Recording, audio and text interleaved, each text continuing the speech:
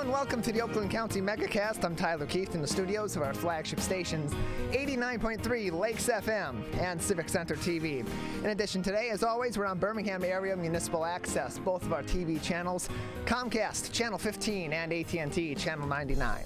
On the radio, 89.3 Lakes FM and 88.1 WBFH, the Biff, as well as online, civiccentertv.com. Click on our Watch Live link, or on the small player at the top right of our homepage. And also on Facebook, facebook.com/civiccentertv15 and facebook.com/lakesfm.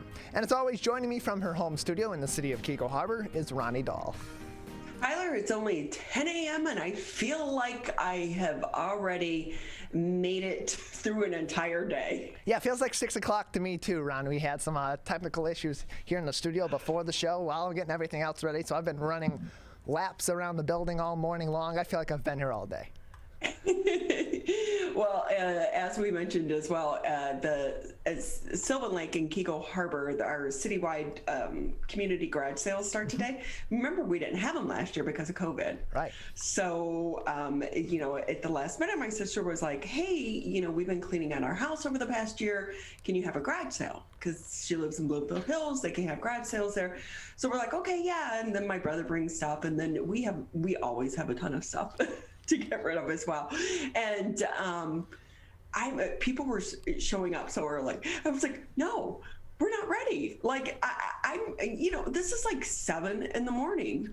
And, I'm trying to set a tent up by myself and put the signs up. And I'm texting my sister, where are you? Where are you? So it's only 10 o'clock and they have been going nonstop. And the good thing is, here's where when you're a procrastinator, it pays off, because my sister brought so many things over that our garage was packed yesterday. So I couldn't start taking my stuff out. And everyone came so early today, we haven't even had time to put our stuff out. So it's still sitting in the kitchen and in different rooms and this, that, and the other, which I think is good because they're selling out. So we'll just put a new wave out. Yeah, keep things stocked, keep things going as the garage sale goes on. Other people are going to run out and be like, all right, sorry, we got to shut down now, or they're going to have slow business. You can keep things circulating through, and if things are not selling, maybe switch them out and go back to them later on. You've got a lot of options there, Ronnie. I'm exhausted already, and I'm not even out there. Even my husband woke up early because of all the noise, coming in, going out, setting up, garage door down, all that. Even he is out there now. He's like, I'm going to be the money man. I'm like, oh, bless your heart. Okay. So he's out there schmoozing everyone, I think, trying to get them to pay a little bit more. But do you go to garage sales? I know you're going to say no. Every time I ask you, hey, Tyler, do you do this? You're like, no. It's been a while. I have gone before, and if I had the time, I certainly would go to these today and at least explore. But I don't, so I haven't gone in a while. I remember back when I was in college, and you're so poor when you're in college, right? And I had a new apartment, and my family was nice enough that they brought down some things to help me kind of, at least have like a chair to sit in. So my girlfriend and I, we would go to garage sales, and in Charleston, South Carolina, we'd get up super early, go get fresh bread from this one bakery, like loaves of bread, and then just drive around and eat our loaf of bread as we were driving around Charleston looking for all these great deals.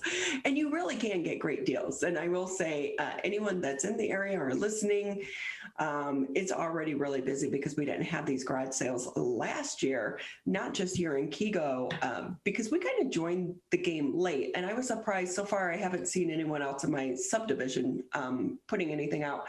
But I know Sylvan Lake is really busy already. But you can get such great deals at some of these garage sales. Yeah, you can, because people want to be getting rid of that stuff, and if you need something that's still in pretty good condition, you can find it often because these people are trying to either replace these items or they're trying to or they're downsizing and they're moving and they need to just get rid of some things, and you can find a lot of really good quality things at someone's garage sale that you may need, and it prevents those things from going into the trash and filling landfills when they don't absolutely need to be, and you can get really good deals on them that you're not definitely not going to get in most stores. So, and here's why you should know what you're looking for as well. So my brother had these chairs, and they're kind of like that mid-century sleek look. Okay. To me, they just looked ugly, orange, and outdated, right? And he'd had them, so he's an artist, and he'll do that where it's like trash to treasure. He'll find things in the trash and then come in and make it into this amazing piece of art. Like hanging in our living room, he found like these 3 doors, for like a house sitting on the curb one day. And so he took them home, he cut off where the handle was, or the doorknob rather. Okay. And then they're like more than 6 feet long. And then he made it into this really cool 3-piece piece of art for our living room because the wall was real big. And, to buy something like that easily would have been in the thousands. Of course. And so he got it for free other than the paint and his talent, and then hung it for my birthday one year. And so it really is amazing. But he had these chairs, and I think he did something for my sister, like they had a music room when the kids were young, and then she recently redid that room. So he took the chairs back and brought them over.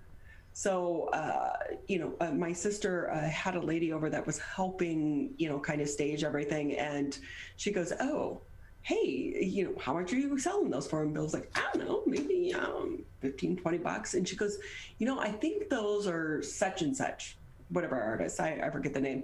So they flipped over the chair, and sure enough, the name was on there. And she goes, no, you don't understand. Those are worth hundreds of dollars. Oh, wow. So she took pictures, and then, it has people that are interested in buying them as well. And it's like, so you just never know. Yeah, you can get at these garage sales, right? Yeah, and there are a lot of people that do either as a side hustle, or even for some, if they have found some success and momentum in it as a primary career, go to these garage sales and these estate sales and try to find these hidden treasures of items at these sales, and then flip them on eBay or on other memorabilia websites or antique websites or antique shows, whatever the case may be, and make a decent living off of that, or at least make some nice side cash, as well as they're selling these items that people are just otherwise going to be giving away, but they may have some additional knowledge of and be able to pick up. So you can find a lot of treasures at these garage sales, and this particular one here going on, I believe it goes now through Saturday, correct, Ronnie? I think here in Sylvan Lake, they're through Saturday. Kiko is listing through Sunday. Okay. And really, it depends on everyone. I will say too, I wonder, because I do watch that show where they do the antiques, roadside antiques or whatever it is. And if you go to a garage sale and you see that they obviously don't know what it is, but they price something, let's say it's a comic book. You put $5 on it and it's really worth $5,000. It's worth $5,000. Do you still just go ahead and buy it for $5? I feel like that's kind of karma, cheating the system in a way. But people should know what they're selling. But still, if I know it's worth more, it's one thing if I buy it and I don't know, and then later find out it's worth a lot. Yeah, the blissful ignorance of not knowing it's worth a lot more than what you've bought it for, I think that's fine. You can't harm. It's no harm or no foul at that point. You didn't know. You weren't manipulating somebody or playing somebody into selling you an item at a very, very small fraction of the price. But if you're going to these sales and you see something that is being listed for $5 and it's worth $5,000 or something crazy like that's a real moral quandary where I personally think that I would personally be very uncomfortable playing that person like that and taking the item for such discounted of a price at that point. It would feel like stealing to me. So I think that's just a moral quandary that person to person will have to decide on. Hopefully more people would say, yeah, that's actually worth a lot more. Let's meet somewhere in between where you're selling it on this extremely low end and where it's actually worth, because I'm going to flip it for what it's actually worth. Right, that's kind of karma. Yeah. Hey, Tyler, so again, I'm so excited because I do think that we're coming out of this pandemic. So we mentioned this a little bit yesterday. Faster Horses, the festival, is going to be returning here to Michigan July 16th through the 18th. Full capacity. So Faster Horses is a 2021 edition for the Country Music Festival, will be galloping into the July 16th weekend as planned. Governor Gretchen Whitmer and the Michigan Department of Health and Human Services lifting the capacity restrictions for outdoor events cleared the way for the return of the Michigan International Speedway's 3-day music and camping festival. It's going to be headlined Luke Combs, Thomas Rhett, Jason Aldean. Tickets and camping packages are on sale now at the festival's website. Faster Horses is set to be the largest scale concert on the books in Michigan since Garth Brooks hosted 70,000 fans at Ford Field February 2020, just a few weeks before COVID-19 halted the live music industry. Faster Horses routinely brings around about 40,000 fans to Brooklyn, Michigan. Big concerts are starting to once again fill the calendar. Comerica Park will be playing host to Green Day, Fall Out Boy, and Weezer. That concert scheduled for August 10th. It's going to be the first outdoor stadium concert on the books post-pandemic, and that is the makeup date for the Scrap 2020 engagement. Combs, Rhett, and Aldean were all set to headline Faster Horses in 2020 before the festival was scrapped because of the COVID-19 pandemic. So we are getting there. Outdoor concerts are returning here to the state of Michigan. And I have never been to Faster Horses. I wanted to go one year, but it's a little too much country for me. And, you can't just get tickets for one individual performer. You have to buy it in packages, but that's a lot of people in a crowd together. Yeah, I would be surprised. Wouldn't be surprised if some people that would normally be very excited for a festival like Faster Horses would sit out again this year, just because it's like, all right, maybe it's a little too early for all these people compact into the Speedway there in Brooklyn, Michigan for this concert festival, and because you can't really pick and choose. You got to just get a full festival pass, even if you want to see, like you said, one artist. I, too, have never been to this festival. I know several people that have gone to this, some at least once, and some multiple times, several times over the past few years that it's been going on, that it's been going on here in the state of Michigan, and they really enjoy it. So I think this is going to be something that, especially with it being one of the first sets of concerts coming back in Michigan since before the pandemic, there's going to be a lot of excitement for this and for other concerts that return to a number of venues, whether it be Comerica Park, like that concert that's happening in August, on August 10th with 3 artists, or other venues such as Little Caesars Arena or DTE or Pine Knob, whatever the case may be. Pine Knob, I still call it Pine Knob as well. For me, that's one of the favorite places to go see a concert. It's outdoors, especially if you can get tickets under the pavilion. It's smaller. I just don't really enjoy concerts at Little Caesar Arena, but it's too big. It's not intimate enough. Although I did see Pink one time at the Palace before the Palace was torn down, and she was fabulous, amazing. So. Live music, though, is coming back. So this is a topic we've all been asking and talking about. Can your employer ask for a copy of your vaccination card? So proof of vaccination for customers at stores and restaurants, largely reliant on the honor system right now, as unvaccinated customers are technically required to still wear a mask. But it's a different situation at work. While the rules aren't much different, some employers are considering the conservative route and requiring workers to prove their vaccination status before going on mask. Businesses are allowed to ask employees for a copy of their vaccination card. That's according to Sean Egan, who is the Michigan Director of COVID-19 Workplace Safety. He says it's his understanding is that it is not protected health information. So the questions of allowing vaccinated workers to go unmasked and how to get proof of vaccinations has been really a hot button topic since Michigan announced changes to its workplace rules this past week. So it's not a violation, though, of the Health Insurance Portability and Accountability Act. We all know it as HIPAA, to ask for a copy of employees' vaccination card, keep it on file, and share people's status with supervisors. And this is really interesting to me because I thought it probably would be a HIPAA violation. So Michigan gives employers 4 options when it comes to satisfying the requirement of making unvaccinated people still mask up, and when they can't consistently maintain 6 feet of distance from others. So what you can do as an employer, keep records of which employees are vaccinated and require all others to mask and distance. Post signs in work areas reminding people that unvaccinated employees must still mask and distance. Allow or require remote work for unvaccinated workers and require mask and distancing for all workers, regardless of vaccine status. I think this really gets into some sticky situations for some employers, though, Tyler, because especially if you say, hey, vaccinated people could be here, unvaccinated people can be there. You know, it kind of feels like that separate but equal argument.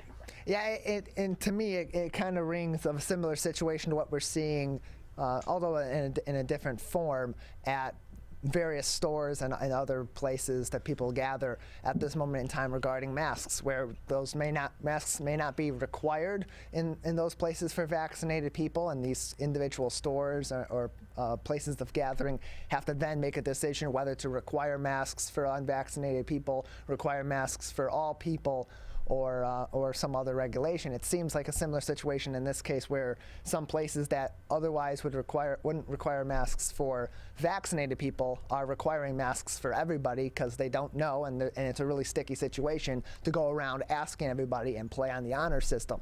Same thing similarly here with employers, where they either have to take the uncomfortable task of asking everybody and demanding that information within the rules from their employees, or continue to allow that to be anonymous to some extent and just continue with the mask and distance rules until we have reached that herd immunity point. So it's a tough situation that could potentially be very sticky in some places, depending on people's willingness to provide their vaccination information. But these employees, under these HIPAA rules and laws, do have the right to ask for vaccination information to keep their employees safe. I will say too, you kind of think about this, and if you're a person that wants to work remotely, but maybe your office is saying, no, you have to come back into the office or back into the office a couple of days, hey, I'm unvaccinated. Yeah. So you can continue to work remotely. So I think the next few months are really going to be tricky for some of these employers, but I would anticipate as well, Tyler, with this, we're going to see it in the court system, just as we've seen some of the other issues that have popped up throughout the pandemic regarding testing and remote learning. So I think this is going to end up in the court system at some point in time. Plus, we have to acknowledge that it makes people uncomfortable, those that can't get vaccinated, and people look at you differently if you didn't. And, we have to remember that there are people out there with health issues that prevent them from getting vaccinated. And so I feel like you're really kind of putting them in a hard spot as well. Yeah, it's a really sensitive topic, and as things are kind of opening up very, very quickly, even though we're not really all that near the 70% threshold in the state of Michigan or nationally in terms of people being fully vaccinated against COVID-19. These kinds of sensitive topics are going to continue to be popping up as we do see things open up as we approach that herd immunity point until we reach that herd immunity point. And so there's going to need to be some extra guidance. There's definitely going to be a lot of arguments here about what people do have the right to keep private from their employer, from different businesses that they may be shopping at, and so on and so forth going forward as things start to reopen and we still try to balance getting back to some semblance of normalcy, but also protecting against further spread of COVID-19 until we are in the clear with herd immunity. Hey, President Joe Biden said he is now ordering U.S. intelligence agencies to redouble their efforts to investigate the origins of COVID-19, including specific questions for China. Biden said in an initial report he asked for earlier this month on whether the virus came from human contact with an infected animal or from a lab incident in China was inconclusive. So he's asking for a second report within 90 days to bring us closer to a definitive conclusion. Biden's directive is a significant change in how the White House is dealing with the theory the virus might have originated from the Wuhan Institute of Virology. While the Biden administration had until now said the World Health Organization should lead a more intensive investigation and put pressure on China to be more transparent about what happened, Biden's statement Wednesday calls on the U.S. intelligence community, not scientists, to spearhead this effort. Really, at the beginning of all of this is trying to figure out exactly 100% how the global community, how we ended up here with COVID-19. And I think the big thing here, too, is to make sure it doesn't happen again.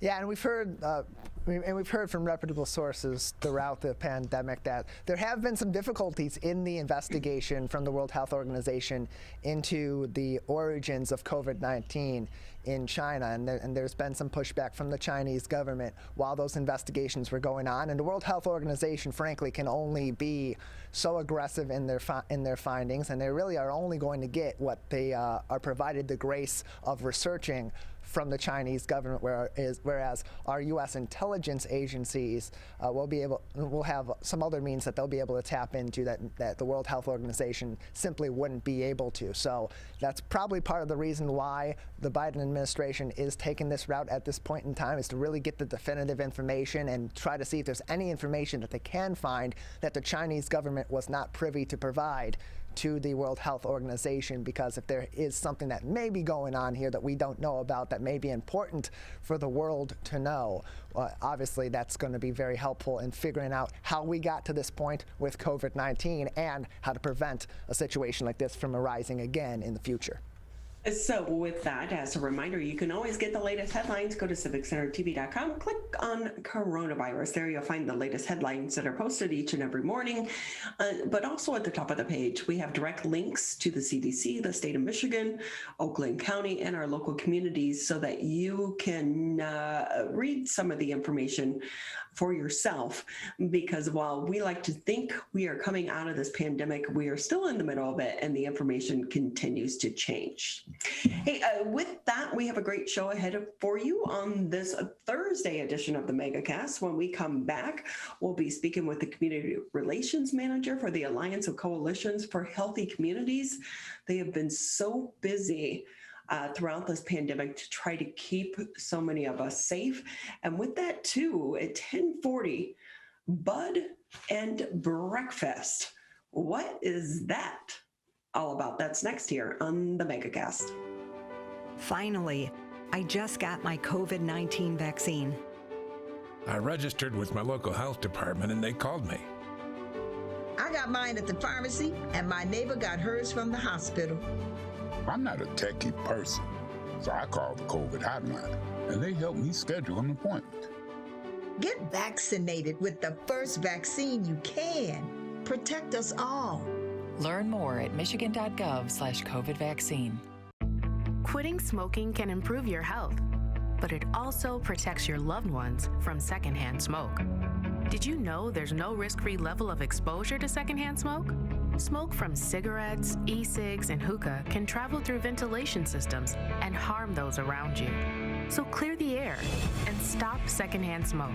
Call the Michigan Tobacco Quit Line at 1-800-784-8669. A message from the Michigan Department of Health and Human Services. COVID-19 has caused many families to fall behind on finances and on groceries. But you're not alone. You shouldn't have to worry about putting food on the table. My Bridges offers access to quality food and income assistance to help families across the state get the food support they need. It's easy to apply and easy to start shopping. Apply for services at michigan.gov/MIBridges. A message from the Michigan Department of Health and Human Services. I want to get back to seeing my grandbabies every Sunday and smothering them with big hugs and kisses. I want to get back to football games with my boys. I want to get back to feeling and touching, connecting with the people around me. I want to get back to family dinners and my grandma's mac and cheese. I want to get back to real grocery shopping, taking my time, walking down every aisle, smelling the tomatoes and melons, having a free sample or two, or 3. COVID-19 has changed how we live and how we feel. But now, there are vaccines. And they are the first step that let us get back to feeling optimistic about the days ahead of us. It's okay to have questions. Is it safe? Should I get it? Should I wait? Now, get the facts. Learn more at getvaccineanswers.org so you can make an informed decision when vaccines are available to you. Brought to you by the Ad Council.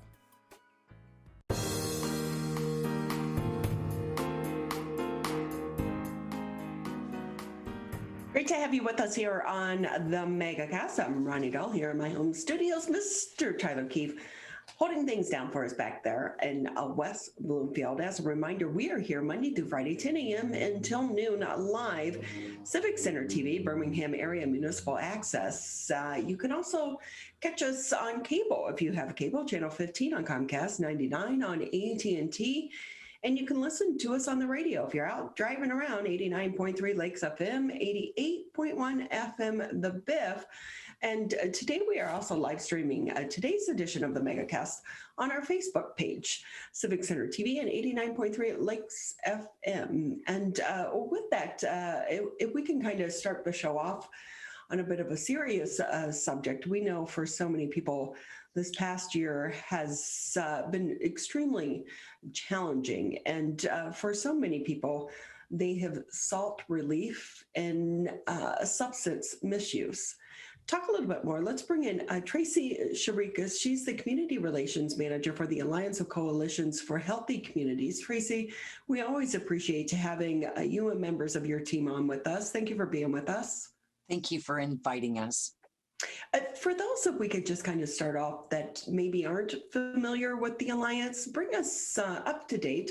What is your mission and the work that you do? Our mission is through substance abuse prevention. And, we collaborate with multiple community partners to really align with recovery support systems and prevention efforts to both sustain and promote healthy communities. Keyword being sustain. It's one thing to promote it, right? But how do we sustain it? And that is really, truly our motto and our mission. And our core values as stewards of community trust. We completely believe in collaboration, prevention, and we're incredibly results driven. So everything we do runs with a survey so that we can see, A, are we hitting the mark? B, where do we need to improve and how quickly can we pivot to make that improvement? But I also like that you're using the word sustain, because we do know that people that are in recovery, it is a day by day process. And it's what you're doing as well. Every day you have to keep the work going. Correct. And back when the pandemic hit, we are a lean, mean team. And, a lot of businesses are, but we truly are. And we have this amazing resource of 21 community coalitions that are directly embedded into each community in Oakland County, and then they're directly tied to school districts. What that really helps us, take away from is that youth voice. What are they experiencing firsthand? But when the pandemic hit, all of us were caught off guard, right? You were caught off guard. I was certainly caught off guard. We didn't know from one minute to the next, was I on level footing? And I'm not a person who struggles with substance use disorder, but I have close family members who do. And watching that was really painful in that whole front end, because it wasn't just Oakland County. It wasn't just Michigan. It wasn't just nationally. It was international. And it, first time ever for us, right? And, one of the hard things too is so many people, they work every day to take that step forward. And then we saw in the middle of the pandemic, many of them fell backwards. But it's important to know you can continue to move forward. Don't stay where you are. Oh, that's absolutely correct. And, a lot of people, there was a lot of things that were exposed during the pandemic, but a lot of good came as a result. If we can look for the silver linings, because we're on the other side, at least 1 year out, now is where the real work begins, the real hard work, because individuals who found themselves maybe not struggling with substance use before, maybe started using as a result of anxiety and depression. And, just to cope, you think about moms or dads who had to stay home. And for the first time in their lives, not only were they a corporate worker or a worker outside of the home, now they became an inside the home school teacher. Wow, that's a big, I couldn't have done it. You do what you have to do, right, to push through. And alcohol consumption went through the roof last March. At first it was starting out as jokes. And I think we can all admit when we saw our friends posting on Facebook, hey, is it 5 o'clock somewhere? And it was 8:30 in the morning. Mm-hmm. It's those simple jokes that we started to normalize and witness, saying, oh my goodness, we have to pivot very quickly to a virtual platform and announce to the world, because that's actually what we did, is that we have those support programs available to you right now. Right now, so, we did. And with that, Tracy, as well, can you tell us a little bit more? How does the program work? Because we do know for some people, if they find the courage to pick up the phone, to make that phone call, or to send out that email, if they get lost in the shuffle of, hey, you need to call this organization or this organization, maybe they don't make that second phone call. So how does this system work to make sure that we support those that need that help? Well, I really think, support is very individual, and you can't mandate individuals into support. And even the drug court struggled during that time frame. So really it was getting the word out by mouth through Facebook that we have these opportunities available for you. We're keeping you anonymous. We want you to connect. Humans were designed for connection. And the front end of that virtual platform looked amazing. But as everything, they still desire that for specifically individuals struggling or in early recovery, or for that matter, long-term recovery, they really desire human connection. And virtual, while it was okay, it's still not what they are needing at this point. So to get back to your point, how do they know and how do they fall through the cracks? I think at that front end of the whole COVID-19, of course, it's my personal opinion, but I think there was such fear that, they couldn't go to the doctors, they couldn't go to the hospital, right? And they didn't know what to do. And I attended so many funerals during that time frame. It was sad. The parents know me. They know the Alliance. They know they can connect to us. We were still working. And that's what we want to make sure everyone knows. Connect with the Alliance. We are not going to let you fall through the cracks. We answered our phones 24/7 during the whole pandemic crisis to make sure of that. And if we couldn't, we reached back out through a family member. It was that important that we keep them level during that time frame. And it was scary. It's so heartbreaking too. Tracy Chirikas with us here on the MegaCast. She's the Community Relations Manager for the Alliance of Coalitions for Healthy Communities. And if we could also talk a little bit about some of our adolescents and our high school students, because I'm really concerned going into the next 6 months, the next year, because for so many of them, they were home alone throughout this crisis because of remote learning. And we do know prescription drugs are in our medicine cabinets. They're around our homes. And I know for some of these students, that kind of leads them down that dangerous path. Have you seen more calls involving some of the younger generation? Not so much with the prescription drugs, which we're very thankful about, but you're right. One of the greatest things we can do as people is to go through our medicine cabinets, get rid of any unused or expired medications. Just about every police department in Oakland County participates in Operation RX, where you can just take your medications there and dispose of them very quickly and efficiently. Also, by contacting the Alliance, we're more than happy to mail out a doTERRA drug deactivation bag. We all have a responsibility in the midst of this as well. Remove the access, right? And medications that we are taking or that our youth have to take for whatever medical condition they're under, lock it up, because it is dangerous. And if in the wrong hands, can lead to a dependency, which leads to addiction. So absolutely. But what we really witnessed with the youth was an uptick again in alcohol. So alcohol being truly accessible in a home, right, and not monitored quite possibly as family members were going back. Some individuals did not have a hiccup in their work environment where, in essence, their kids, like you said, Ronnie, they're home working, taking school by the honor system from home, and parents were at work. So alcohol was one of the biggest contributing factors in substance use this past year. So with that, Tracy, too, what are your thoughts on the fact way back in the beginning when so many things were being shut down, the state did allow liquor stores to stay open. What are your thoughts on that? Well, and not just did they allow the liquor stores to stay open, think about all of this constant delivery, doorstop delivery. And so you had a lot of individuals, and individuals in recovery sometimes like to silo themselves too. So I struggle with prescription drugs, for example.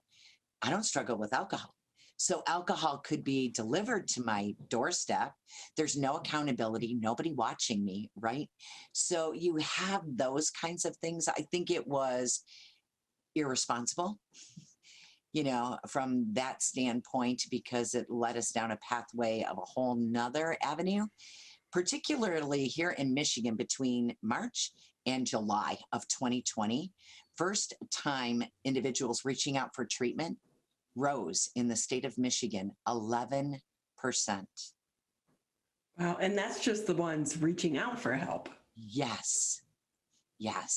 So I don't know that we're going to really see some of the fallout, truth be told, until they do start coming back to more of this normalized, whatever that looks like, environment where we start to notice either a delay in learning or a delay in, connection. Tracy, I'd like that you use the word, instead of abuse, misuse. Why is it the words that we use matter? Because of stigma. At the end of the day, people use words and they stigmatize, and the fact of the matter is, anyone can become dependent upon opiate-based pain medications. Our bodies build up tolerance very quickly to these medications, and evidence has shown that anything taken beyond a 3 to 5 day mark, you really need to sit with your doctor and your healthcare professional to develop that plan B, the responsible titration plan down off of these medications, so that you're not in pain and relying upon those medications to stay out of pain. And with that, Tracy, too, one of the things I do like about the Alliance is really trying to make Narcan easily accessible to everyone in the community.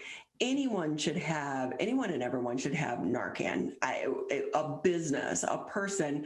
I know that I went through the training way back when I was with ATF, and just to have in your car, because if you're driving down the street, you never know if someone's going to need it. You're speaking my language, and I am the certified Narcan trainer for Oakland County. And it is such a platform of learning for everyone. Most individuals think that, you only need Narcan for those that you know. And my husband hears me do the Narcan trainings twice a week. And unfortunately, he was leaving a job site and driving on the freeway when a vehicle slowed and then came to a slow rolling stop. That individual behind the driver's side was overdosing. Wow. And he knew the signs, but he did not have Narcan on him. And, after that it's a very critical scene to arrive on. He knew enough to call 911 immediately because he recognized what was happening. But that night when he came home, he said, okay, I'm ready to be trained now, because you just don't know what you don't know. And you feel hopeless and helpless when you are watching another human being suffer that you can't help, when you truly just need the education. And we will equip you here from the Alliance. We have 2 virtual trainings every single week, one on Tuesday nights and one this afternoon. So the viewing audience, you guys can go to achcmi.org under events and sign up for this afternoon's training, and a kit will be mailed directly to you.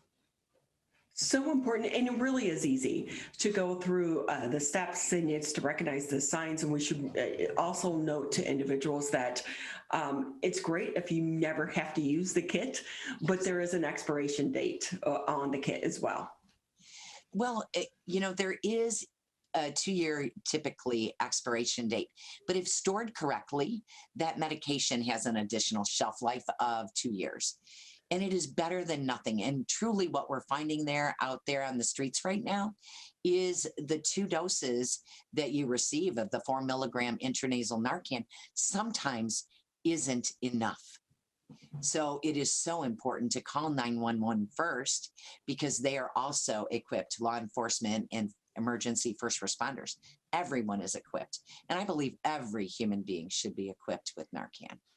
I will say, I remember, working the streets of Detroit, and we came across an individual and their foot was still even on the gas of the car, but they were, pulled over and passed out. And it is one of the scariest situations to come across. And so if anything, just be ready and be handy to be able to help someone, especially because you never know where it's going to happen, when it's going to happen. And sometimes help is not going to be so quick to arrive. So it's great that you guys have this program as well. You make it so easy for so many people. Tracy Chirikas with us here on the Megacast. She's the Community Relations Manager for the Alliance of Coalitions for Healthy Communities. We know the big holiday weekend is ahead of us. Any last minute messaging that you want to share? Yeah. One of the last minute messages I do want to share is, really be conscious about your fun time and make sure you unplug, but do it responsibly. Your kids are watching you. We are their mirror, and, we can have a great time without being irresponsible with that. So just practice healthy measures of, your activities for this great celebration weekend that we're up upon. And also know that we have that Narcan training this afternoon, right before the holiday. We did a drive-through event yesterday at Oakland Community Health Network. So stay tuned for the things that we are doing specifically, Narcan related, and all of the campaigns that we do wrapped around our communities. Today, we're in several schools speaking with our Keep Them Safe, Keep Them Healthy program, using young people in recovery to share their story, lived experience about the whys behind the don't, rather than the just say no, because it doesn't work. Yeah, and sometimes it really is so much more powerful when it comes from a peer than from an adult. Absolutely. Yeah, when they hear from me, or maybe you, Ronnie, you're younger than I am, I think, but we are that mom figure, right, to them. So they always think that we're out there just saying stories to scare them. So yes, when we use youth speakers, they can share, they know what it feels like to be in their shoes in junior high. I'm sorry, that's even showing my age. Middle school and high school, but even at the college level, right? So there's so many different things that we think at certain ages that we have this rite of passage about. And this weekend tends to set off a lot of that. High school graduations, they look different, right, than what we're accustomed to. So I'm sure that those graduation parties look different as well. So, you know, it's been a joy listening to the program since the onset this morning, just listening to the various topics that you're bringing up and things that, you know, maybe we just all take for granted, but we need to be really sensitive and hear to listen what our youth are saying without reacting. We need to be able to respond in a responsible way because they are listening to us and they do, you know, react and respond to how we deliver those messages. That is so true. Tracy, if someone wants more information, where can they find it? They can find it at achcmi.org. You can. I'm sorry, go ahead. You've been doing such important work throughout this entire pandemic. Hopefully you have a vacation plan soon. I do, and I'm excited. So I'm going to have a 3.5-day weekend. Looking forward to that. And but know that, you know, when we do the kind of work we do, even though we set up vacations, we're really not on vacation because we serve humans. And that is our mission, and that is what we stand for. And there's a lot of integrity backing that. So we can't just say it and then unplug for the holiday. We are available. Family members, you know, just like you said, Ronnie, they don't pick and choose.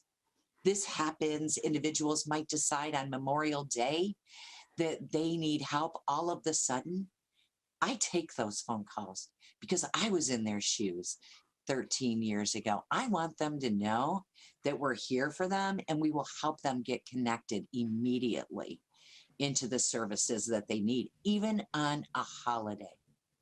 Oh, well, we are so blessed to have you and members of your team working for all of us here in the community to make all of us so much stronger, because we are stronger together. So Tracy Chirikas, Community Relations Manager for the Alliance of Coalitions for Healthy Communities, we so appreciate your time.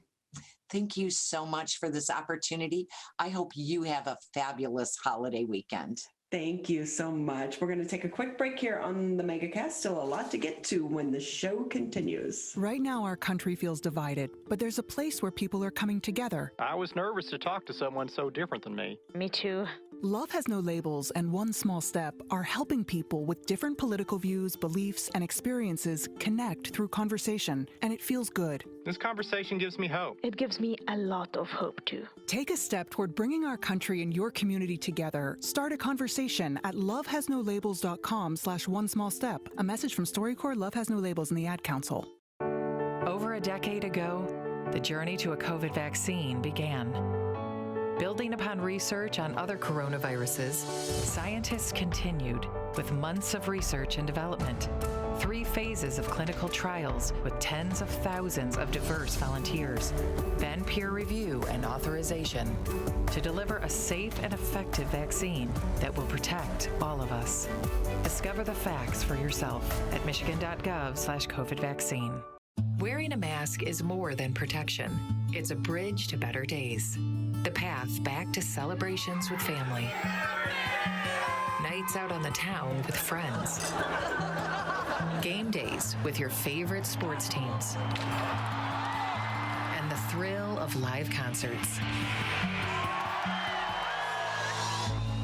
But until we can all get the COVID-19 vaccine and build community immunity, which will take time, we all need to continue to stay careful, because Michigan's recovery is depending on you, and so are your family, friends, and neighbors. So even after you're vaccinated, wear a mask, avoid large gatherings, and social distance. One day in the near future, we will all be able to put this pandemic behind us. But until then, spread hope, not COVID. Learn more at michigan.gov/coronavirus. A message from the Michigan Department of Health and Human Services.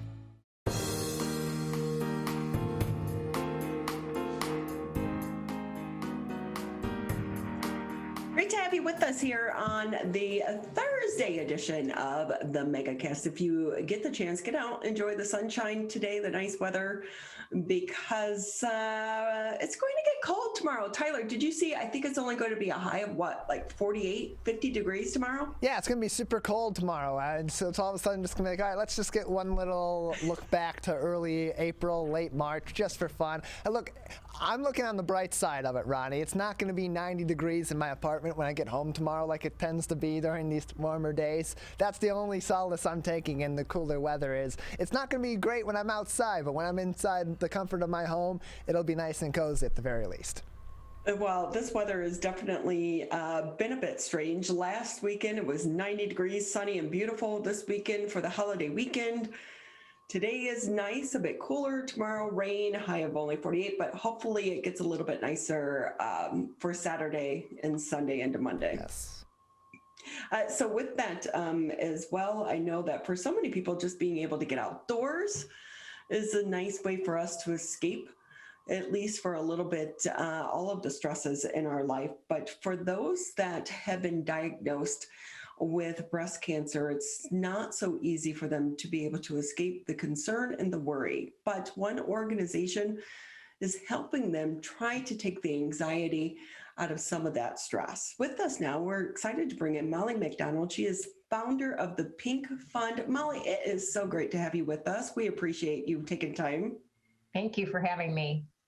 I love the Pink Fund and the work that you do, but for those that may not be familiar, give us a little bit of history on the organization. So the Pink Fund was born from my own personal experience in the spring of 2005. I received a surprise breast cancer diagnosis on April 1st during a time of job transition. Oh.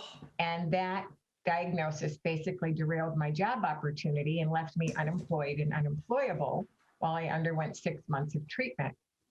And without my paycheck and the addition of a COBRA premium of $1,300 a month, our family fell into what is known as cancer-related financial toxicity. I had been through a financially devastating divorce some years earlier, and I had no savings, no child support, and no alimony to financially bridge this challenge we were facing. So within 3 months, my home went into foreclosure. And every 58 days, my car creditor would call and ask if I was planning to make a payment or should they plan to repo my car. The utility companies wanted to shut me off by August. And by September, I was standing in line at a church basement for food to help feed my family. And that summer, while I was in treatment, I met a lot of other working women like myself who were having similar challenges and considering the most egregious act of all, which was stopping treatment and going back to work. If it was a choice between having a roof over their head and feeding their family, what were they going to do? Many of them decided to put their homes on the market, pull a kid home from college. They were making really long-term financially unwise decisions, potentially. So when I met with the social worker where I was being treated to ask if I could get help, she just looked at me blankly and I had this epiphany, like, okay, if I can't get help, I'm going to give help. And so together with my new husband, we launched this grassroots organization out of our kitchen. We actually traded our kitchen table for our heart and ribbon logo because I had no money. And the graphic designer loved our mid-century modern table. So, oh my goodness. Yeah. So then by now, we have paid out over $5 million in bills to patients' creditors for housing, transportation, utilities, and insurance. Wow, what a journey you have been on. Can I ask you, how is your health today?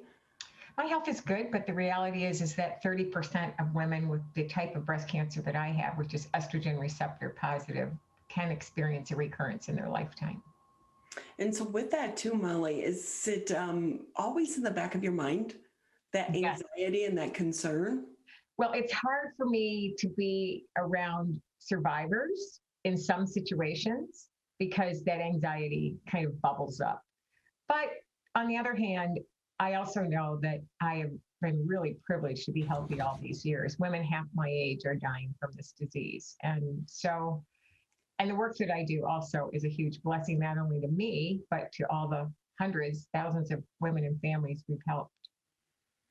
we're talking with Molly MacDonald. She is the founder for the Pink Fund, and I'm so sorry for the journey that you've been on. But since then, I think your awareness is really helping. Your story is raising the awareness, but also trying to bridge that gap, because in the middle of trying to be concerned about getting healthy, you shouldn't have to worry about putting food on the table at the same time.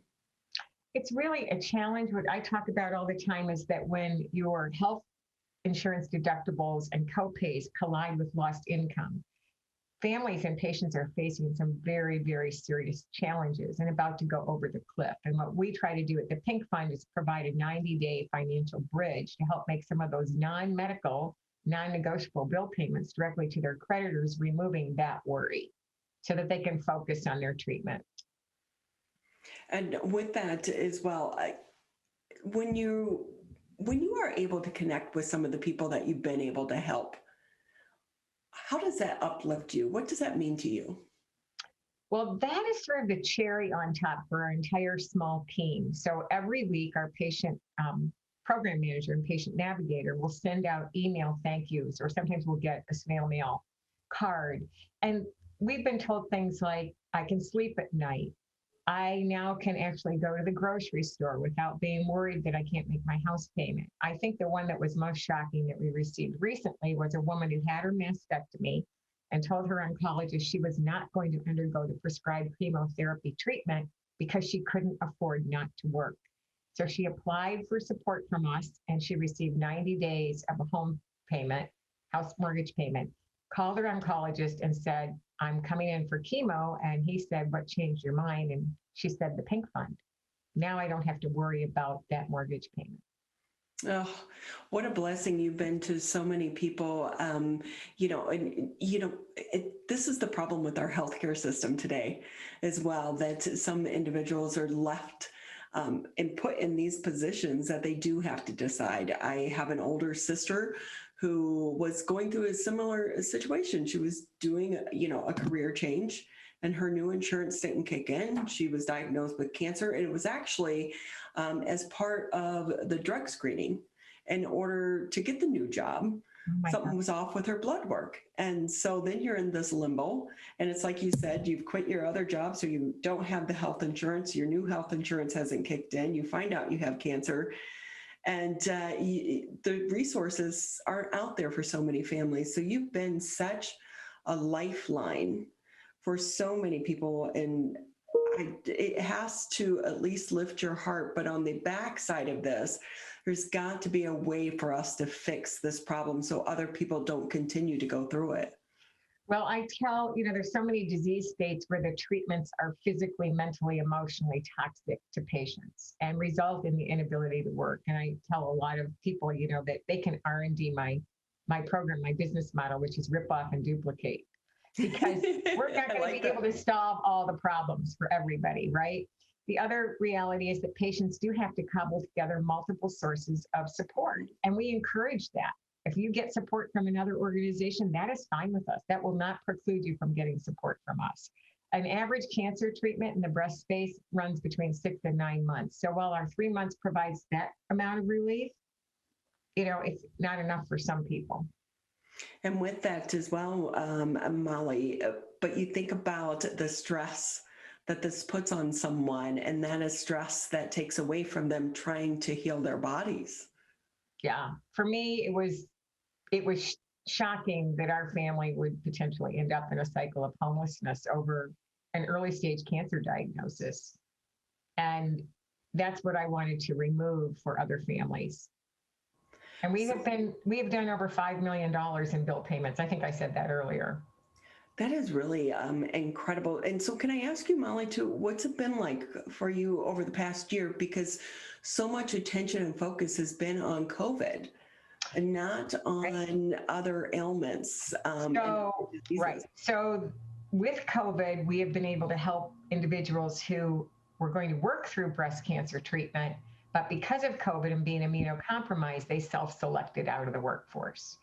So we added in a COVID-19 fund, which we will continue to have as long as it's necessary to help patients.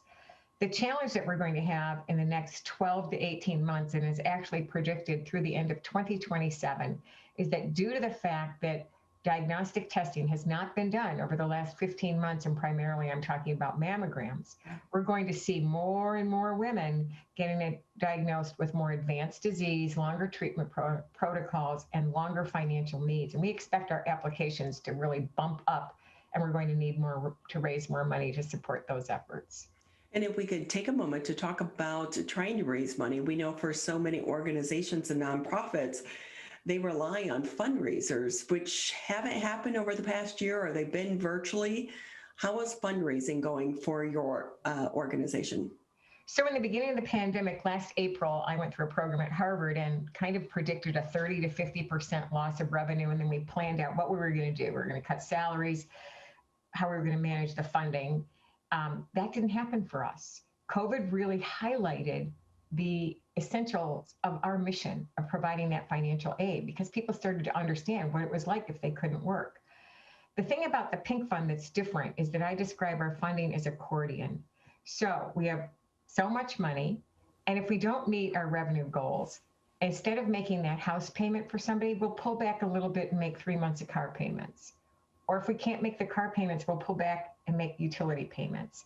And it's really interesting to hear the responses from the patients for whom those utility payments just provide what we call redemptive hope. A lot of them talk about the hope that just somebody else is helping them and it's off their plate. And for so many people, it's hard to ask for that help at times. Yes, it's the hardest thing for me when I went through it was really standing in line at a food bank. I was once the woman who had the groceries delivered. I lived that pretty high life that I say people gamble and buy lottery tickets to enjoy. But with the Pink Fund, patients can go through their patient navigator or social worker, but our application is right on our website under Get Help. So if that is something that they don't want to share that with them because it feels embarrassing, we've removed that barrier. You don't have to tell anybody. We're talking with Molly MacDonald. She is the founder for the Pink Fund. They are reaching out and helping so many people suffering through breast cancer right now. And COVID-19, we know, just as you said, so many people are underemployed. And what's scary about this pandemic, too, is the number of women that have left the workforce. Maybe, they have to stay home and to help take care of the kids and the remote learning, or they're in the lower income jobs. And then they get this diagnosis, and it can be devastating to a family, and you're there to reach out and to help. And do you think, Molly, had you not been diagnosed with breast cancer and been through your journey, that you would have started this organization? No, I really consider a huge blessing. I have an entrepreneurial spirit. My dad was an entrepreneur in the city of Detroit. I worked for a lot of other companies, and I always kind of wanted to do my own thing, and I could never figure out what that might be. And a nonprofit was never on my radar. But when I identified this need, this huge gap in support, I just decided I could do it. And I had people tell me outright, "You're nuts. You're in line at the food bank. You can't pay your own bills. What makes you think you can pay somebody else's?" And it was really that power of belief. There's a book called The Biology of Belief about the brain and the power it has in moving you forward. So with that, you're listening to 89.3 WBLD Orchard Lake, 88.1 WBFH Bloomfield Hills, and you think about that. And so many people have been in this situation such as yours, maybe not with the breast cancer diagnosis, but struggling financially and feeling stuck, and they don't know how to get to the next step to get out of the system. But here you are in the middle of this, in line at a food bank, but yet knowing that you're going to be able to find a way to help other people. It really is such a journey, but such a story, and an uplifting story for all of us to learn from. Yeah, people ask me all the time about how I could do this, and I took it one day at a time. I had a lot of disappointments and setbacks in the beginning of starting the organization, but I just kept going. Fortunately, I worked at the Detroit Free Press, and the medical writer there, Pat Anstedt-Kisfeld, launched us on October 2nd, 2006 with a front page story. So that really got us out there right out of the gate. But it took us years to get where we are now. I made vision boards. And I put certain partnerships on them. We are now in the 10th year of our partnership with Ford Motor Company through their Warriors in Pink program. And those donations are restricted solely to make transportation payments, which aligns with Ford's model of mobility, getting people to and from places they need to go. Oh, and we should let people know too, for so many people who feel like maybe their wallet is a little bit tight right now because of the pandemic and their family has undergone a financial change, but really donations, it could be $1, $5, $10, it all adds up. Right. So we have on our website, of course, if there's donate buttons, but $10 a month, will make a utility payment for somebody. $50 a month will make one car payment. The average car payment in this country is about $463. The average rent in this country is about $1,200. That's a lot of money. But if you were thinking about making a $100 donation a month, you could know that you would be able to make a rent or mortgage payment for one individual. And in Michigan, I do want to talk that we do have $250,000 in restricted funding for patients in Michigan right now that we'd like to get into the hands of their creditors before the end of the year. And so with that, Molly, just another minute or two here with you on the show before we say goodbye. What do you want people to know? How can they get involved? Or if someone out there is listening who maybe found out that they have breast cancer, but they've put treatment on hold because of the financial sacrifice that getting treatment could mean to them and their family, what do you want them to know?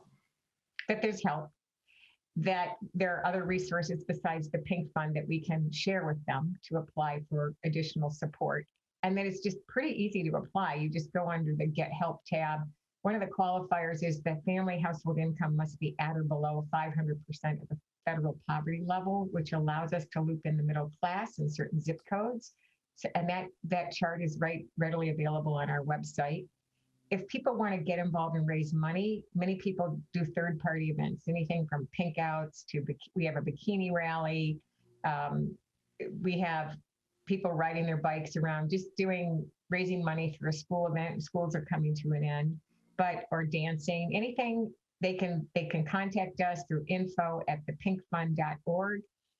Also, because we're moved to a virtual platform for qualifying patients for support, if people are interested in understanding our process and volunteering, they're welcome to send that email, info@thepinkfund.org, and I will connect them with our patient navigator. We're so much stronger when we join together. And yes. We thank you so much for sharing your journey with us as well. And again, anyone out there who wants to help, just go to their website, the Pink Fund. Again, Molly, thank you for your time. Thank you, Ronnie, and happy weekend.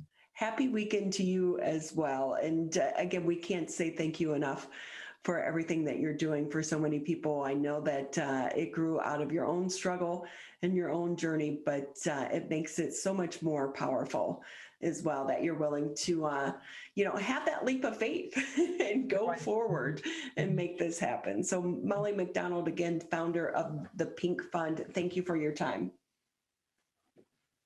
We're going to take a quick break here on the Megacast. When we come back, we'll be talking to the CEO of Bud and Breakfast. That's next here on the Megacast. In times like these, we have to believe in each other. And we believe that you'll do the right thing when it comes to stopping the spread of COVID. Follow the 3 W's. Wear a mask. Wash your hands. Watch your distance. And when it's your turn to get the vaccine, take your shot. It all comes down to the golden rule. Treat others the way you want to be treated. We're so close, Michigan. We can do this together. Quitting smoking can improve your health, but it also protects your loved ones from secondhand smoke. Did you know there's no risk-free level of exposure to secondhand smoke? Smoke from cigarettes, e-cigs, and hookah can travel through ventilation systems and harm those around you. So clear the air and stop secondhand smoke. Call the Michigan Tobacco Quit Line at 1-800-784-8669. A message from the Michigan Department of Health and Human Services. Over a decade ago, the journey to a COVID vaccine began. Building upon research on other coronaviruses, scientists continued with months of research and development, 3 phases of clinical trials with tens of thousands of diverse volunteers, then peer review and authorization to deliver a safe and effective vaccine that will protect all of us. Discover the facts for yourself at michigan.gov/COVID vaccine.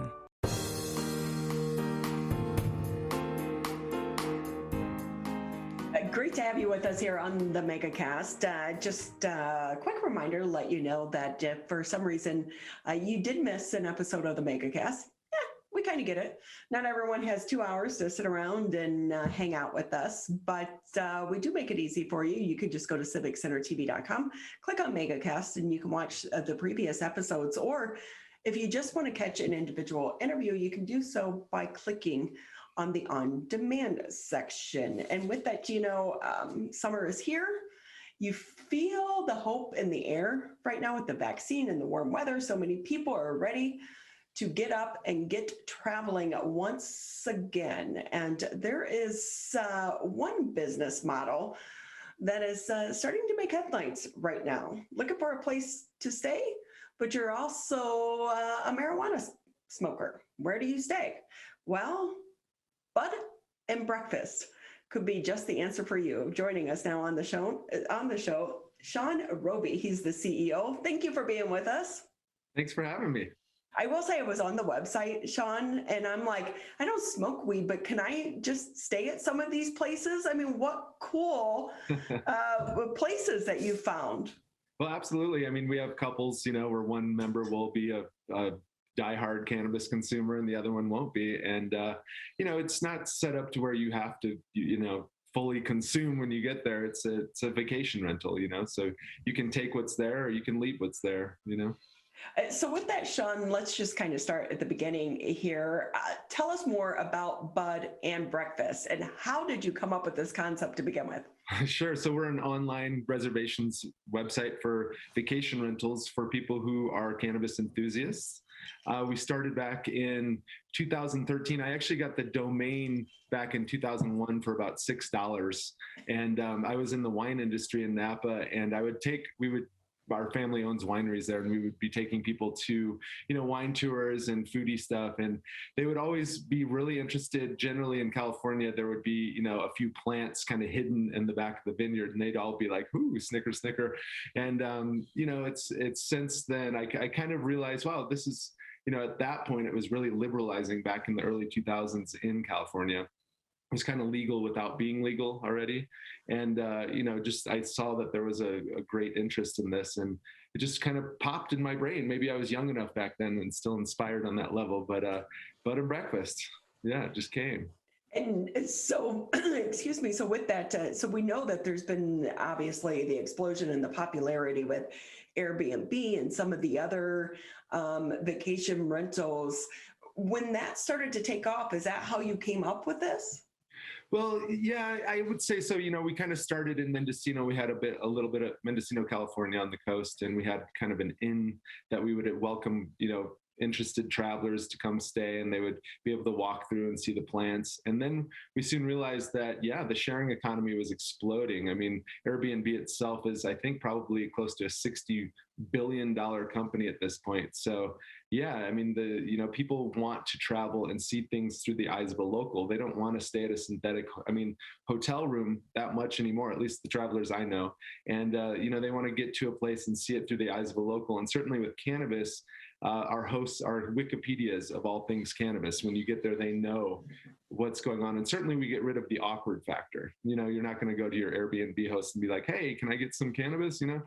We get rid of that. So it's pretty clear what's happening when you get there. And the sharing economy is the trend now for travel. So with that, Sean, too, obviously we do know that here in the state of Michigan, cannabis is legal now, but in other states it is not. So where do you operate? How do you navigate that world? Sure. Well, just as an example, when we started in Colorado, we were kind of the epicenter. And so we would draw in, people from neighboring states. We get a lot of medical tourism too, for that matter, for, people that are, they have a child or themselves with an autoimmune disease. They come into a liberal state and they are able to not look behind their back and worry about what's going on when they administer CBD to their kid. I mean, in some states, CBD still isn't even allowed, which is ridiculous. In Michigan, we are seeing really an uptick in hosts coming onto our site. We have places in Detroit, Ann Arbor, Holland, Traverse City, Grand Rapids, the UP, down by Notre Dame. I know that's not quite in Michigan, but close to. It's kind of the new Amsterdam is what's happening, and it's a different type of traveler. It's not the drunken, rowdy travelers that are coming through. It's a very calm. I mean, we get reflections all the time, from our hosts that are really excited for this type of traveler. They're into nature, they're into walking, they're into relaxing. That's the main point, right? Relaxation. It's funny because we were having a conversation yesterday with some of our friends talking about, you never hear of people that are smoking weed and getting high, then getting in fights or bar fights and breaking things. They just don't go hand in hand. So really, when you kind of think of that, it could be more attractive for someone to put their rental property on the market with an organization such as yours. Absolutely. I mean, we were in, USA Today, and the, one of the inn owners said basically the ticker was, at the end of the day, they're a lot less likely to throw a bottle of bourbon through the window. I mean, our travelers just don't do that. We've never had a complaint like that. I mean, thousands and thousands of bookings. We've never had a complaint, just like you would from a raging party on Airbnb that you hear all the nightmares about. We don't deal with that, So it's so with that, again, sorry, my dog's making a visit here on the show. Sean Roby with us here on the Megacast. He is the CEO of Bud and Breakfast. And Sean, if I can ask you, how are things going in the middle of the pandemic? Has business been up because people are more comfortable going to a private home? Right. Well, I would say that the travel industry, hospitality in general, just got crushed. I mean, we got crushed. It was basically like we were seeing a threefold increase on bookings and accommodation increases every year. And then COVID hit, and it basically kind of went dead stop. I mean, people were pretty freaked out.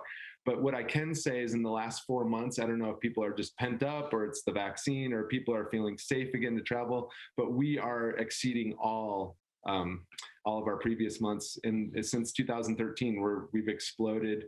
People are excited. I think that with, the politics and with COVID, it was kind of like pre that cannabis was really big in the news.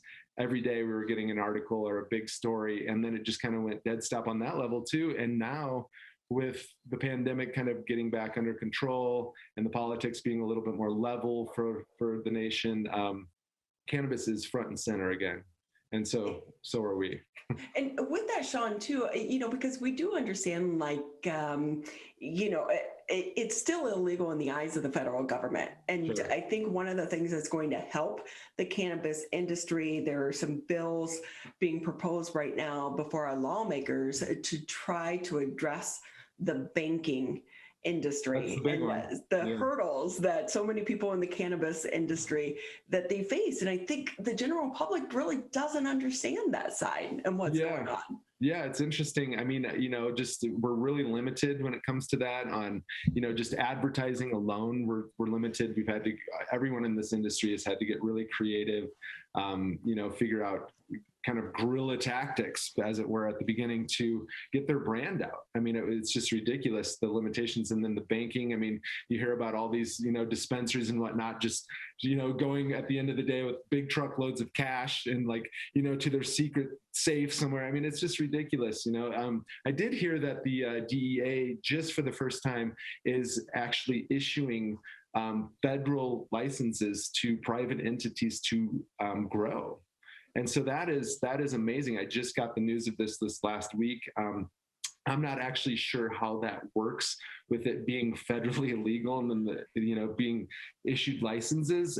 That's pretty interesting. But I do know that this year we're going to hit about $100 billion in the cannabis industry for the U.S., and that's something to pay attention to.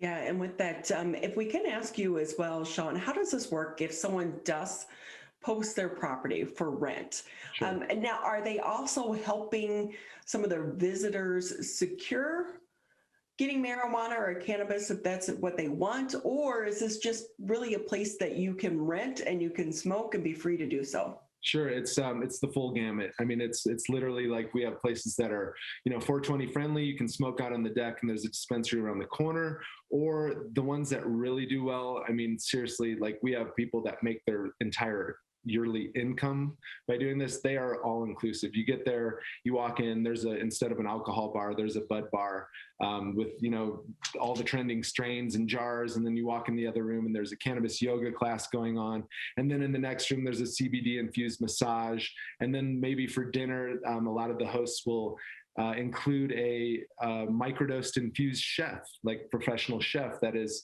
well acquainted with the industry, knows what they're doing, and comes in and will cook an event, and host a big event for these people. I mean, the hosts are getting so creative at this point. We even have in Napa, we have a host who put up a zip line over his vineyard. So you're zip lining and there's the Pinot Noir, and then you look over on the other side and there's the OG Kush. It's people are getting really creative. Puff and paint classes, going for walks in nature. I mean, in Denver, for instance, we'll go and for the all-inclusive, we'll go to the airport, pick somebody up in a shuttle, and on the way out of the airport, they already have a joint in their hand because you're allowed to smoke in buses here. And then they go to the dispensary and they get way too much cannabis because they're just so excited. And then they go to the bed and breakfast where there's already way too much cannabis. And then they end up not being able to smoke all the cannabis and leaving it for the host, who then pays it forward to the next host. So the host never really has to go anywhere, when it comes to the cannabis, acquisition. So, I would say that if people are looking to put their place on bed and breakfast, the more you go out of the way to make yourself really a bed and breakfast, the better for you, because you're going to get a lot more bookings. This really is fascinating to me. And with that, most popular destinations. Oh, I'm Michigan right now. It's blowing up. It's amazing. Illinois, DC. I mean, Colorado's always been big. Internationally, Jamaica, of course, Amsterdam, Holland in general, Canada. I mean, it was, obviously we have the border restrictions now. But yeah, state-wise, I would definitely say Colorado, Michigan, Illinois, and DC, and probably New York is really coming on strong now because obviously they just legalized. The whole sort of New England zone is coming on board strong. So that's our big push next, is that East Coast, geography. Sean Roby with us here on the Megacast, CEO for Bud and Breakfast. Just another minute or two with you. If someone wants to list a property, how do they do so? Yeah, they just go to www.budandbreakfast. It's almost just like bed and breakfast, but just use a U, budandbreakfast.com. And just create an account up in the upper right. It takes about a second to sign up, and then list your property. And certainly if you have any questions, through the prompts, I mean, you're prompted, you'll add photos, you'll add a description. Again, the more the better, just include where the dispensaries are, to include, what you provide as a host, and make yourself pop, make yourself stand out from, your Airbnb neighbor who's next door, make yourself really stand out. That's the goal. Well, you are an entrepreneur, and I see this industry only continuing to grow. So, Sean, we so appreciate your time today. Absolutely. Thanks for having me. Have a great day. Sean Roby, CEO, Bud and Breakfast. So we'll take a quick break here on the Megacast. Wearing a mask is more than protection. It's a bridge to better days.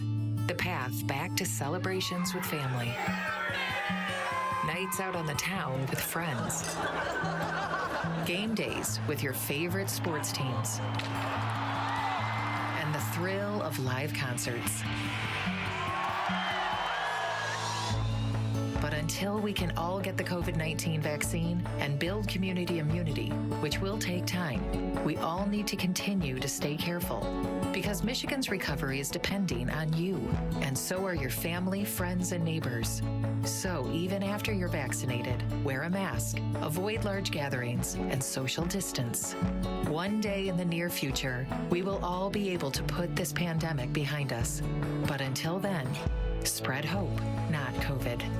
Learn more at michigan.gov/coronavirus. A message from the Michigan Department of Health and Human Services.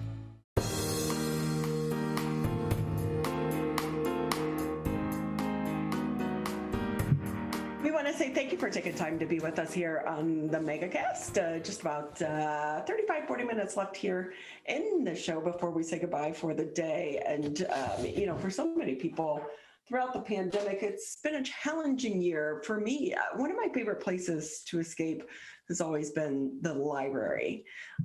So many great things at the library, but of course, just like all of us, they've had to adjust and adapt throughout the COVID-19 times. Let's bring in Steve Ketcham. He is the young adult librarian over at the West Bloomfield Township Public Library. Great to have you with us, Steve. How are you? Thank you. I'm doing well. Great to be here. So I so miss the library. Yeah, so we are open, and we've been open since last summer for people just to come in and grab materials. So we're limiting people even now to 45 minutes. So, but anybody can come in, grab things off our shelves, check them out, and be on their ways. So with that, Steve, too, we know for so many students, the library has been kind of that place for them to get together with other students, like a study zone. Are you allowing for people to get together? I know that usually you have those study rooms. Yeah, so we do have the study rooms, but currently those are not open. That will be something opened up down the road, but no, those were not open during COVID for obvious reasons. We didn't want people to gather in groups, and so yeah, eventually those will open again, but they are currently not. We're joined right now with Steve Ketcham. He is the young adult librarian over at the West Bloomfield Township Public Library. Stephen, I will say, when we're talking about the library, what are the hours right now? Are you still open 7 days? How is that working? So yes, we still are open 7 days a week. They're a little bit modified over our traditional hours. So Monday through Thursday, we're open 10 to 7. Friday and Saturday, we're open 10 to 5, and Sundays, we're open 12 to 5. So as we go into the summer months, I know the library typically will do kind of that summer reading program. Mm-hmm. Is that going to be happening this year? Yes, so yeah, we will do our summer reading program. I think someone's coming on next week after to talk more in depth, but our summer reading program will kick off on June the 12th. We're doing all virtual again this summer. We did virtual last summer. We're going to keep that going again, and it will last until September the 3rd. Steve, do people still read old-fashioned books like the young generation?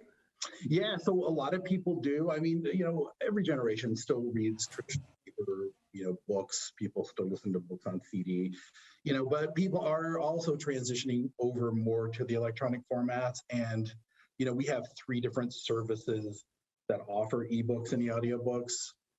So we have one called Overdrive, one called Cloud Library, and one called Hoopla that people can use to get our ebooks. And you can grab those anytime, 24/7. You can be, across the world and still access those ebooks. So that's a real benefit to being able to get electronic books.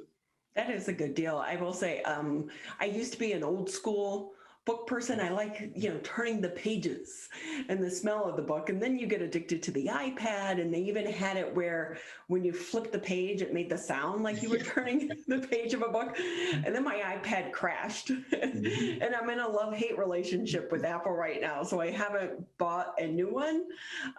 So I've been going back to my old school books because I typically buy them at some of these big sales and donate them to the homeless. And then I'm down there the other day and I was like, oh, I haven't read that. Oh, I haven't read that. I haven't read that. So now I have a huge stack next to the bed.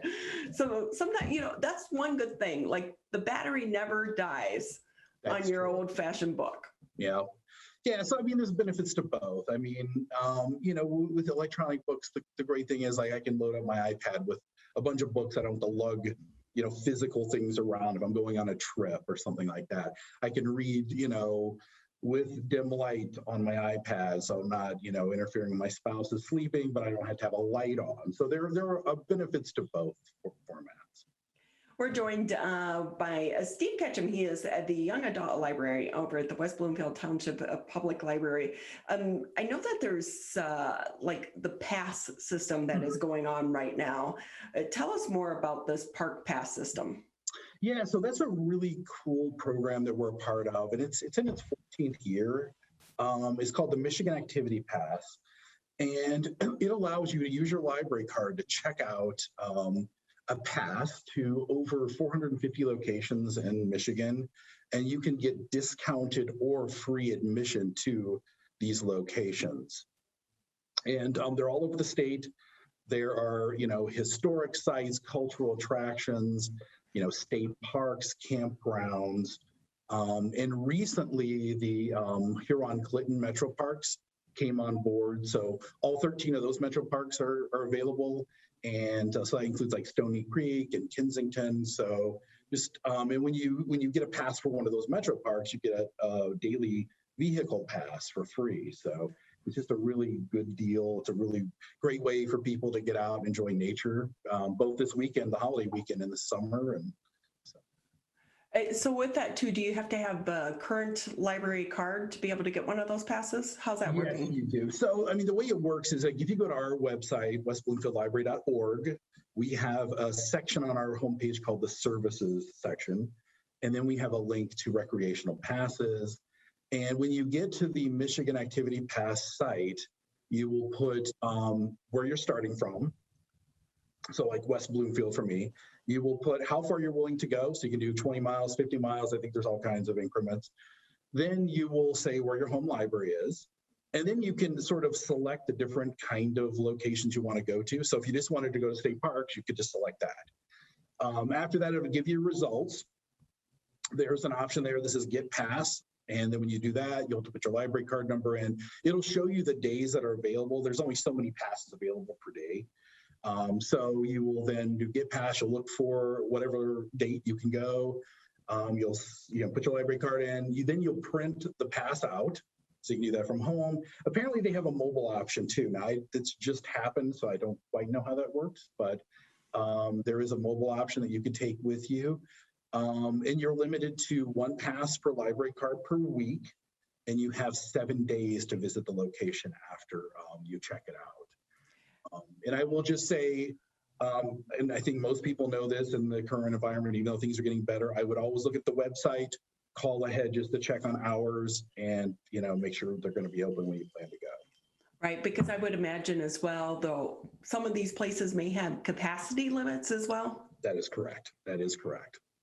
Steve, there's like all kinds of places. Like I said, beyond parks, I mean, there's things like Arts and Scraps in Detroit. There's, art museums like Cranbrook, the Flint Institute of Arts, the DIA, like Legoland, Discovery Center in Auburn Hills, Arab American Museum in Dearborn, Holocaust Center. So there are just tons of places around the state that you could go.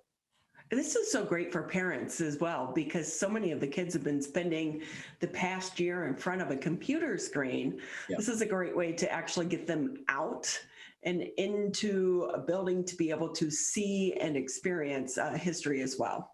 Yeah, great way to visit a new place, to get outdoors. I know everybody's, really wanting to get out and, get back out and visit places again. So it's a great way to do it. Steve Ketcham with us here on the Megacast. He's the young adult librarian over at the West Bloomfield Township Public Library. And with that, Steve, any other events coming up at the library that you want to share with us? No, I mean, we're always doing programming. So, people just check our event calendar on our website. We have like an art and literature program going on. We have book clubs always going on. They're all virtual currently. Just maybe a few other things. I mean, we do offer, if people are looking for like book clubs, if they're looking for an easy way to do a title for their book club, we do offer what we're calling book kits to go.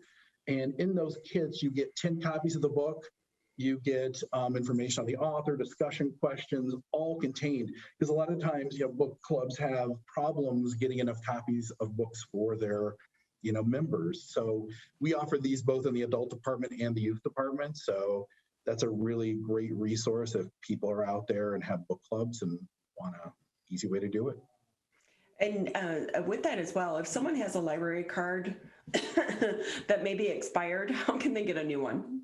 Yeah, so that's me, by the way. And I'm going to kind of tell you a secret too. For years, I used my husband's. He never had a library card, and when I moved here, I still had a North Carolina license, so I couldn't get one. So I took his, went and got a library card, because that's the first thing you do when you move to a new city. You go get a library card. I couldn't believe he didn't have one. So by the way, he's the most well-read person you could ever imagine. He's into all different kinds of things, including romance novels, if you pull up his card. So I'm like, I need to get my own card.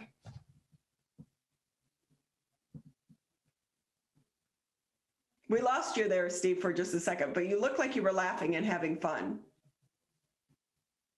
Steve Ketcham with us, young adult librarian over at the West Bloomfield Township Public Library. We look like we lost him there just for a moment, but I do wonder that if they kind of look and see what people have been pulling up and reading and looking at. So with that, again, we're so lucky to have the West Bloomfield Township Public Library System here in our backyard.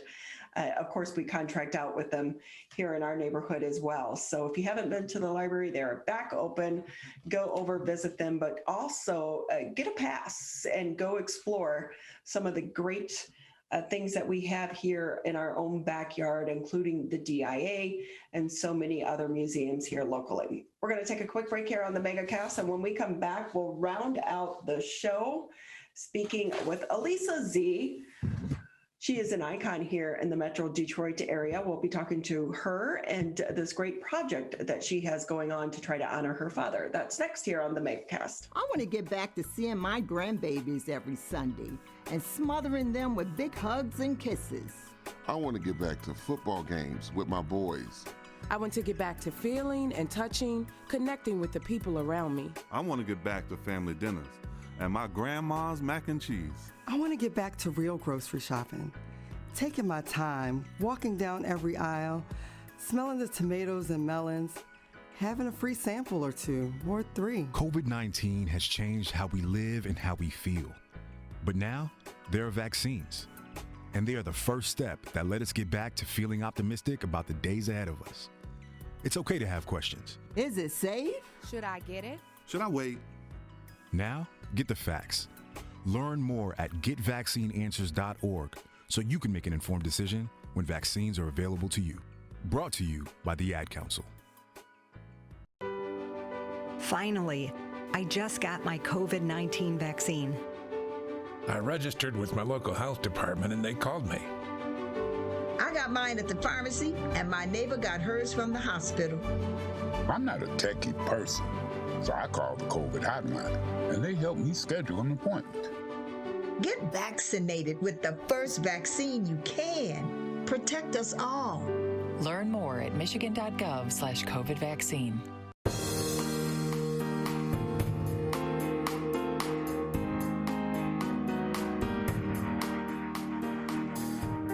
Great to have you with us here on the Thursday edition of the Megacast. I'm Ronnie Dahl here in the home studios. Mr. Tyler Kieft holding things down for us back there in West Bloomfield. As a reminder, we're here Monday through Friday, 10 a.m.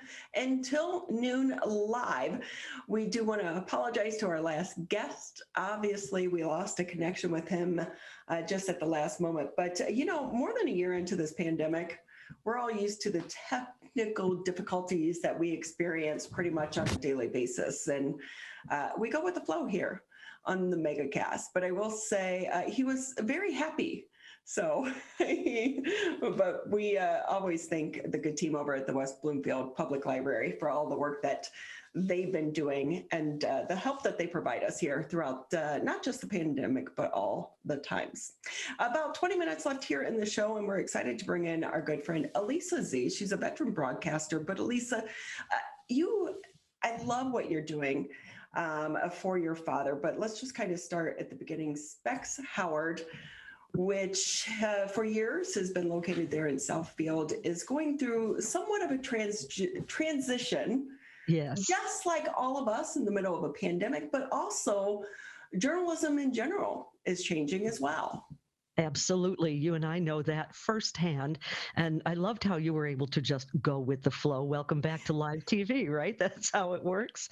I also want to say you got me, first of all, thank you for having me, but you also got me thinking about where my library card is. I'm sure it exists somewhere with a stack of my kids' library cards.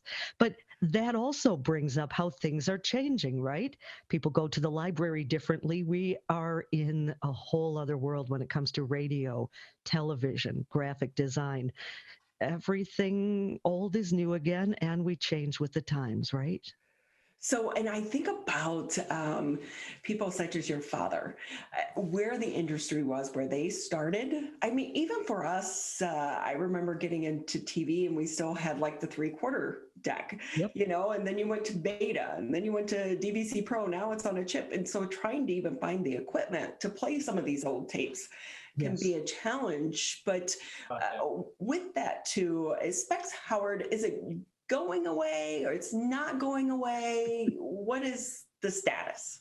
Well, first of all, I'll tell you, the person Specs Howard, we hope doesn't go away anytime soon. There, yes, Virginia, there is a Specs Howard, 95 years old. That is my father. He's been Specs Howard for many, many, many, many years. The school. So, Alisa, though, I will say, at first, I thought it was just the name. I didn't realize that's the name your dad went by, but it was his on-air name. Yes, his real name is Jerry Liebman. Would you go to the Jerry Liebman School of Broadcasting? I don't think so. So how did he come up with rock and roll jock? Yeah. Right. How did he come up with Specs Howard? Well, it was a couple of the executives. He was working in Cleveland, and I can't remember if it was an NBC station at that point or Westinghouse, but they were switching to rock and roll. And they said to everybody, all right, you got to get new names. And they said, all right, go home and think about it. He didn't even get a chance to go home, talk to my mother, ask about it at all. The executives, rumor has it, after a several martini lunch, called him in and said, Jerry Liebman, we got your name. And he said, what is it? And they told him it's Specs Howard. They said, what do you think? He said, do I have a choice? They said, no. He said that I love it. So he used to wear very thick glasses back in the day before these progressive bifocal things. That's where they got Specs. They opened the phone book, plunked their finger down. I don't know if people watching remember phone books, but there used to be a thing called phone books. And they got Howard out of the phone book, and there he was, Specs Howard, and still remains. That is such a fascinating story. Don't you love it? The stories behind how we got our on-air names. But he took his career in broadcasting, and then he built the school. Yes. And think about the lives he's touched through the years. He's so humble that he kind of turns his head whenever I comment on that. But a day doesn't go by, Ronnie, that I don't run into somebody who says, please send my love to your father, because not only did he help guide me in a career, but he changed my life. He changed the entire direction of my life because of that. I met my wife. I met my husband. I was no longer living on the streets. The changes people have gone through, because you know how it is when you have something to focus on that's positive, that you really want to dedicate your life to. That's a change that is priceless. It really is. You know, what's been so valuable about the school as well is it's been so hands-on. We know people that went to a traditional 4-year college, and you get out with that degree and it still did not teach you or prepare you for the actual industry. And so Specs Howard has been so instrumental in really getting individuals and people ready for the business in an honest and true aspect, so they could walk out of there and walk into a newsroom. And how is your dad taking this news that Specs Howard is going to be transitioning into a new phase? As with anything, he rolls with the punches. He looks ahead to what's important to the students, what will be the best way to serve the community and move into the next decade, the next century. And he embraces that change. That's how the business stayed in play for all these years since 1970, January 14th. My little brother's birthday got opened on his birthday, not anybody else's, but that's okay. It's how it goes, right? So what is actually going to happen to the program? The program is staying. Where's it going? Do you have answers to that yet? And what happens to the students that are enrolled? Your timing is perfect because it just went public yesterday. So yay, I'm allowed to actually say it out loud. Students who are currently enrolled in the programs at the Specs Howard School will be transitioning into that same program, completing with the same teachers at Lawrence Technological University. They will be absorbing the program, and it will be Specs Howard at LTU. Wow, what a great university to team up with. Yes. And that helps to ensure what's important to me. It helps to ensure the students will be well taken care of, and my father's legacy remains safe and strong and positive. And so with that too, Alisa Zee with us here on the Megacast. Alisa, can we talk about your dad and the project that you're taking on, and as you're trying to get off the ground to try to honor him, but also remember everything that he's done for, the community, really. Yes. How do you do that in 30 minutes or 60 minutes or less? But we're going to do it with a documentary called This Is Where I Started: How Specs Howard Changed the Landscape of Broadcast Media. And this is a project, Ronnie, I have wanted to do for years. And I got the production team together. My business partner is Mark Lee. We've formed an LLC. We're Lee Zee LLC. And it's our names. He's Mark Lee. I'm Alisa Zee. But that's also one of the nicknames my dad calls me, because I'm Leezy or Lizo sometimes. So I just loved it the way it flowed. And we have partnered with the production teams at MCCI, Mort Crim Communications, to do our production for this film that we've already started. We're raising money to complete it, but we have started production of This Is Where I Started: How Specs Howard Changed the Landscape of Broadcast Media. So I know you're in the beginning stages, but have you tried to started piecing together the storyline in your head? Who are you going to be interviewing? Well, Specs, for example, Specs Howard, certainly. We were so lucky with the timing before the pandemic really exploded here in the area. Mark Lane with MCCI came to the school and spent hours with Specs, interviewing him, asking him about stories, just getting so much great footage, because that will be a large piece of this, is hearing it from Specs's own mouth. This is where I started. And then the pandemic hit, and here we are more than a year later. So thank goodness we were able to get that done. Additionally, we will be talking to high-profile grads in the industry, people whose lives are changed because of Specs Howard. And that includes not just people working on the air or people who are graduates of the school, but industry leaders, because they continue to hire Specs Howard grads. So it's a pretty vast and broad project that we'll have to hone down. You know how editing rolls, right? We'll have 87,000 hours of footage to put into a documentary, but the stories that are already coming out are fantastic. That is going to be the biggest challenge. Yes, we're picking and choosing. It's so hard, which is why I'm really glad to have such a terrific team with Mark Lee, Mark Lane, Jeanette Smith-Cotillo, all the folks, and Jim McFarland is really helping a lot. We'll talk about Jim in a minute if you'd like. But all of these people are intimately involved in not just this project, but in the industry. So they know everything I want to do with this project comes from the heart. And they can be my touchstone when I say, oh, but this is great, it makes me cry. And they'll go, okay, Z, it's a great story, but doesn't quite fit here. And they know I'm okay with that. So I'm grateful to them for their honesty, their gentle honesty. Right. It is such a passion project. And I'm sure your father is so proud to have you involved in this. And Alisa, can I ask you, what was it like growing up with your dad? It was interesting. When I was a kid, It was just, that's just who Dad is. Doesn't everybody go see the Beatles when they're 6? Doesn't everybody stand backstage for a Dave Clark 5 concert? So for me, it was just what Dad did. And every now and then I'd go to work with him like other kids go to work with their dads. When I was 13 years old, going to Thompson Junior High School in Southfield, Robert Feldman took a whole bunch of us to see a Steppenwolf concert for his bar mitzvah. And I remember at the time thinking, wow, it's my first concert, even though I grew up going to every concert that came to town.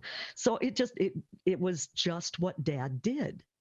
As I got older and fell in love with the business, it was, wow, I have a whole new respect for what my father has done for a living. And we sort of developed a mutual admiration society, because as he watched me grow in the business, he also took such pride in what I was doing. So yeah, I've always been proud of my dad. What are his thoughts on where the industry is today? He tries to understand it. Let's start with that. So do we. Exactly. Remember, he's 95 years old. However, I will say my mom at 90, my dad at 95, they both have MacBooks and they know how to use them. And they both have iPhones. My mom's is a 4, but that's okay. They know how to use them. But one of the things about my folks is that they've always understood, if you want to stay relevant, you need to learn what's around you and be able to look forward to what is coming next. So my dad remembers when FM radio came to town, and the late Dick Kernan tells the story of a boss saying it's never, actually it's my dad's story, that FM's never going to stay around. Somebody said it's never going to last because people have to remember math with decimal points. Kids will never remember FM. That person did not last very long in the business, obviously. But someone like my dad would say, no, this is what's next. This is what's new. So now he stays relevant by watching the students, watching his kids, his grandkids, and his great-grandkids get involved in technology. And he asks the questions, and he really listens for the answers. And he gets it to whatever extent a layperson can understand the latest Shure microphone. He gets it. So he's in awe, though. He really is in awe of what's going on. Technology is changing so rapidly, and just how we get our information has changed as well. And it really is fascinating. I think just in the past 10 years, how much the industry has changed. It's going to be fascinating to see where it goes in the next 10 years as well. And if I can ask you, how much money are you guys hoping to raise to be able to complete this project? The whole project is a huge undertaking, about $75,000 to $100,000. What we're doing first is setting small goals, 2,500, which we've already surpassed our first goal. The next goal will be to hit the $5,000 mark for June, because at that point we have a basis to, number one, start with more of the editing of the footage we have already done that they have kindly done on spec for us, not on specs, but on spec, which is confusing. And then we may be looking to potentially hire a grant writer to go after some of the larger funding. We're talking to businesses, corporations, and larger enterprises. If somebody wants to underwrite a large portion of the project, they will become executive producers and be in all of the social media, all of the advertising, all of the trailers, and everything like that. Initially, though, you got to eat the elephant one bite at a time, right? And as my old softball coach used to say, a hit's as good as a run. So bit by bit from the public, we are hoping by the end of June to have at least $5,000 in the coffer in our Indiegogo campaign. So with that, Alisa, we know that you have a vast experience in broadcasting, but is this your first project trying to raise this much money and doing a project of this scope and this scale? It is. I'm an audio girl. Now I'm on a video project, and oh my goodness, what am I doing? Which is why, as my dad always says, surround yourself with the right people and let them do what you've hired them to do. And that is why I'm working with Mark Lee and Mark Lane and Jim McFarland and Jeanette Smith-Cotillo, because they know what they're doing in that regard. Jim McFarland, for example, some people who've been around for more than a minute or two remember him as one of the music writers here in town. He often writes for our magazine, and he's really helping me a lot. Jim and I have been talking together about this project for a lot of years. He has such a great background in this market and has known me for years that he's helping also to keep me grounded and be a good touchstone and help me with some of the writing and such. So every person involved in the project is top drawer in what they do. My job is to get out of their way and let them do that. So when do you guys hope to have the film finished? Boy, oh boy, oh boy. This may sound a little sad, but sooner rather than later, because my dad's 95. And I have no reason to think he's leaving anytime soon, but I sure want him to be around at that big premiere. So Paul Glantz, if you're watching and listening, we'd love to have you as a major underwriter, and we'll show it at one of your theaters. How's that sound? Right, That was we've had him on the show a couple of times though. So, but with that as well too, it's like you said, you're having to take on these different components as well, and trying to fit your life story, your dad's life story, into a film will be challenging. But what a journey it's going to be for you to be able to live these moments or relive them, but also to hear them through his eyes, maybe new stories you didn't know. I'm amazed that at my age, I'm in my 60s, so you'd think I would have heard every story my dad has to tell. No, I'm still learning new ones about the man who wouldn't call him Specs Howard. The guy was on the air right before him, and he would introduce him as Jerry Liebman every day. Once management said, "Now you're Specs Howard," this gentleman said, "Jerry, you gave away your soul. You shouldn't do that."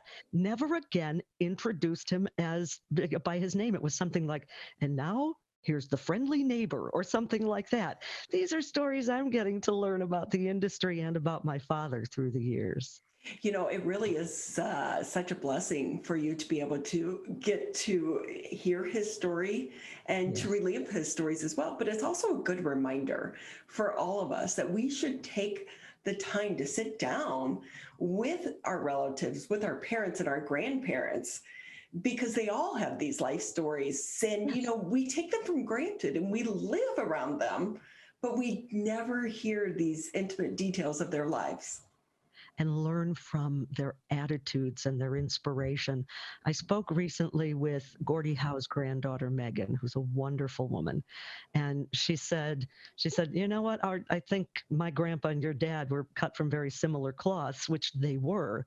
And she said she just loved, even when Gordie's memory was going, just sitting by his bedside and soaking up the inspiration. And from my father, I'm so grateful I still get the stories, but from both my parents, I still get to soak up that inspiration every single day. And if he can go from broadcasting to starting a school, that gives you that inspiration and that passion to make sure this project finally gets off the ground and gets finished, because as you said, you've been thinking about doing it for all of these years. And thank you for helping to make it happen, Ronnie. I'm so grateful for the opportunity to talk about it. This is a huge, huge help. Well, we're excited to have you, but we're excited to see it as well. Can't wait for the premiere. Can I ask you one last question about the students that were enrolled as it goes over to Lawrence Tech? Do they have to re-enroll in Lawrence Tech? How is that going to work? No, it will be seamless. For current students, all they have to do is drive a mile in another direction. And so it will be nice and easy. Lawrence Tech has been wonderful, opening their arms and saying, "Come on over here, Specs Howard students. You'll even have your same teachers working as adjunct over here." So it will be totally seamless, Specs Howard at LTU. Look at that. See how things come together. Because I know, I can imagine that it's been an extremely stressful time for you and your family, wondering what was going to happen with the school. But it's landing right down the road, and how lucky for these students to be able to also be a part of the Lawrence Tech family as well.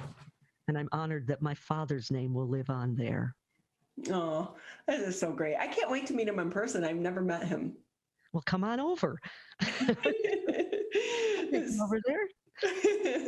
Well, Alisa, it's been so great talking to you again. How can people donate if they want to? Indiegogo, which is spelled INDIEGOGO.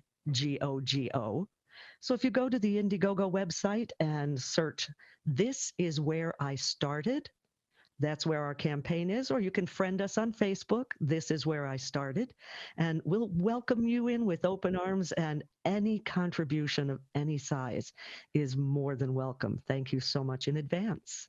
Right. And like we said, we know so many people are struggling in the middle of the pandemic, but even if it's $1, $2, $5, it all adds up. And so let's support this project. But Alisa Zee with us here on the Megacast again. Specs Howard, be a part to make this film a reality. We so appreciate your time, and we wish you the best of luck. Thank you, thank you, thank you, thank you all for having me. I really appreciate it. It's always great to see you, Ronnie. You too. I'm excited to hear the stories behind the scenes because this is going to be a journey for you. So again, that's going to wrap it up for the Thursday edition of the Megacast. We want to say thank you to everyone for taking time out of your day to be with us. And again, kind of hanging in with us as Trixie Dixie's been going a little bit crazy. I apologize. Just one more day of the garage sales. So she's hearing all the noises outside and all the people, but we'll be back here tomorrow starting at 10 o'clock. Until then, you can find out more information. Just go to civiccentertv.com. Happy Thursday, everyone. Stay safe and stay healthy.